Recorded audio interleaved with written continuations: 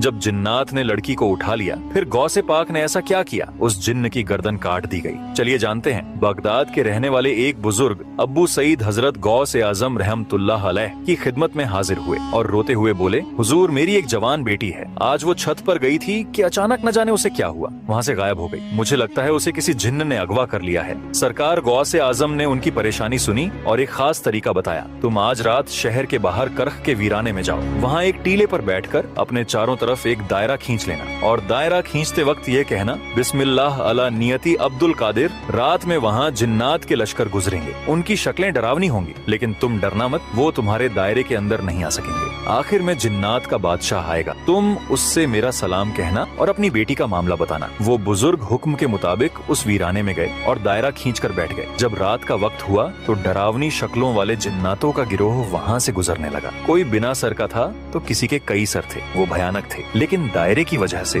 कोई भी उस बुजुर्ग के पास नहीं आ सका। फिर कुछ देर बाद जिन्नात का बादशाह, जिसका नाम मीरस बताया जाता है, अपनी भारी लश्कर के साथ आया। बादशाह ने दायरे के बाहर रुककर उस बुजुर्ग से पूछा, ए इंसान, तू कौन है? बुजुर्ग, मैं गौसे आजम का भेजा हुआ हूँ। गौसे पाक का नाम सुनते ही बादशाह ने सर झुका लिया और अदब से बुजुर्ग के सामने बैठ गया। उसके साथ पूरा लश्कर भी अदब से खड़ा हो गया और बोला, सरकार का क्या हुक्म है? बुजुर्ग बोले, मेरी बेटी को किसी जिन्न ने छत से अगवा कर लिया है। सरकार ने फरमाया है कि मेरी बेटी मुझे वापस दिला दी जाए। जिन्नात के बादशाह ने तुरंत अपने लश्कर में ऐलान करवाया, किसने इस शख्स की बेटी को उठाया है। थोड़ी ही देर में एक जिन्न को पकड़कर लाया गया। वो एक चीनी जिन्न था और उसके पास ही वो लड़की थी। बादशाह को बहुत गुस्सा आया। उसने उस जिन्न से पूछा, तुझे पता नहीं कि यह बगदाद है और यहाँ गौसे आजम की हुकूमत चलती है, तूने यह जुर्रत कैसे की? उस जिन्न की गर्दन काट दी गई और लड़की को बाहिफाजत बुजुर्ग के हवाले कर दिया गया। सुभान अल्लाह, गौसे आजम का वो मर्तबा है जहाँ जिन्नात भी थर थर कांपते हैं। दोस्तों, अगर आप भी गौसे आजम के सच्चे दीवाने हैं तो दिल से लिखिए या गौसे आजम और लाइक सब्सक्राइब जरूर करें।